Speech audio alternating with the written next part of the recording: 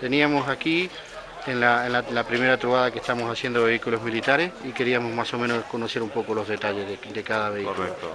Pues mira, este vehículo es de la marca Dodge. Es un vehículo americano fabricado en Estados Unidos. Es el Dodge llamado normalmente como Command Car. Command Car porque era el vehículo que te llevaban los mandos. Es decir, iba llevado por un chofer, que normalmente era un soldado, y detrás pues llevaba, pues yo que sé, a partir de lo que puede ser podía ser, ya no es un capitán, sino ya un oficial de alto cargo, un coronel, teniente coronel, es lo que llevan estos vehículos. Eso durante la primera época de la guerra. Evidentemente el enemigo, en este caso la banda del Eje, se dieron cuenta que evidentemente sabían que este era un vehículo de mandos y la aviación tenía órdenes de que cada vez que vieran un Command Car tenían la obligación de disparar primero hacia el Command Car. ¿Por qué? El objetivo primordial, ¿no? Aniquilando, efectivamente, aniquilando precisamente a ese mando, pues lógicamente el resto de soldados no sabían lo que tenían que hacer. Entonces ya después lo destinaron como vehículo de transmisiones, es decir, ya los mandos dejaron de ir en estos vehículos para ir en los Jeeps Willys, que todos conocemos, y entonces ya en ese sentido pues ya les pusieron una radio y entonces ya fue un vehículo de transmisiones puro y duro. De transmisiones. Teníamos Exacto. aquí en la primera trobada que estamos haciendo de vehículos militares y queríamos más o menos conocer un poco los detalles de cada vehículo. Correcto. Pues mira, este vehículo es de la marca Dodge. Es un vehículo americano fabricado en Estados Unidos. Es el Dodge llamado normalmente como Command Car. Command Car porque era el vehículo que te llevaban los mandos. Es decir, iba llevado por un chofer, que normalmente era un soldado, y detrás pues llevaba, pues yo que sé, a partir de lo que puede ser podía ser, ya no es un capitán, sino ya un oficial de alto cargo, un coronel, teniente coronel, es lo que llevan estos vehículos. Eso durante la primera época de la guerra. Evidentemente el enemigo, en este caso la banda del Eje, se dieron cuenta que evidentemente sabían que este era un vehículo de mandos y la aviación tenía órdenes de que cada vez que vieran un Command Car tenían la obligación de disparar primero hacia el Command Car. ¿Por qué? El objetivo primordial, ¿no? Aniquilando, efectivamente, aniquilando precisamente a ese mando, pues lógicamente el resto de soldados no sabían lo que tenían que hacer.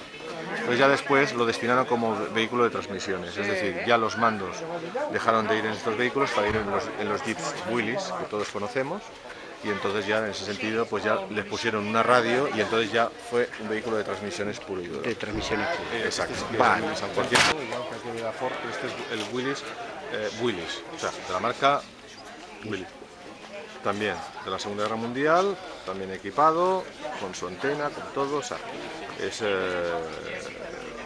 bueno, en este caso sigue podemos siendo, verlo, sigue siendo el mismo, ¿no? podemos ver los detalles de la pala, La pala, normalmente la pala y el hacha la tenían por el lado del conductor, pero después ya para la guerra de Corea mejoraron el vehículo, hicieron otro vehículo similar, pero muchísimo mejorado, que se llamó el M38.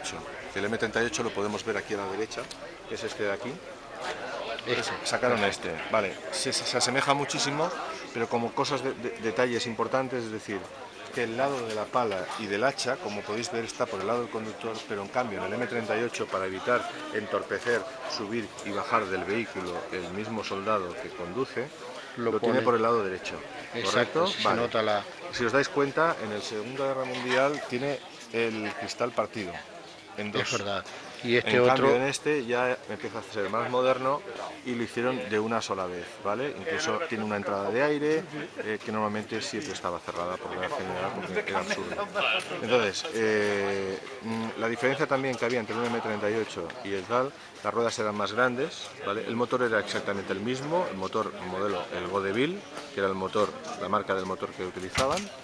Y básicamente, pues bueno, todo lo demás, las ruedas eran más grandes, era llanta 17 y en cambio los MBs eran llanta 16. Se dieron cuenta de que realmente pues hacía falta una rueda más grande para un vehículo que tenía que atravesar ríos y tenía que atravesar de todo. Este vehículo, a diferencia del MB de la Segunda Guerra Mundial, ya era anfibio. Es decir, llevaba las bujías selladas llevaba un delco sellado y podía atravesar ríos por debajo del agua. Lo único que hacían es que por debajo les hacían pasar un tubo por arriba, ponían un snorkel y el tubo de escape le hacían un añadido que lo ponían por arriba. Y podías atravesar el río por debajo del agua y el soldado llevaba como un tubo hacia arriba y lo podía atravesar y además pasar. Bueno, tenemos Puesto de mando típico que había de campaña, en plena campaña de guerra. Normalmente siempre se buscaba pues un sitio en el cual hubiera pues las casas o tal, o había que improvisar sobre la marcha. Y bueno, pues básicamente lo típico. Teníamos un de esto porque a veces había la lluvia y claro, con lluvia lógicamente. Básicamente era más bien la lluvia que no el sol. También ocupaba el tema del sol, pero todo por la lluvia. Se hacía un hueco para que hiciera las aguas de bajada, si os dais cuenta, va bajando pam pam pam y siempre también para un lado del agua, porque si no se mojarían todos los papeles, los mapas, toda la cartografía, sería todo fatal, ¿vale? y los elementos básicos, estamos hablando. Estamos hablando de una radio, una TRC-10.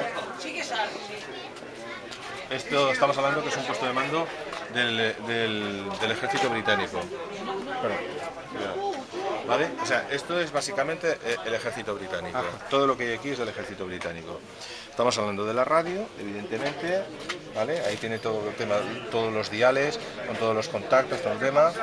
Mapas, lógicamente, que este es un mapa de campaña que te lo llevabas este es auténtico de época. También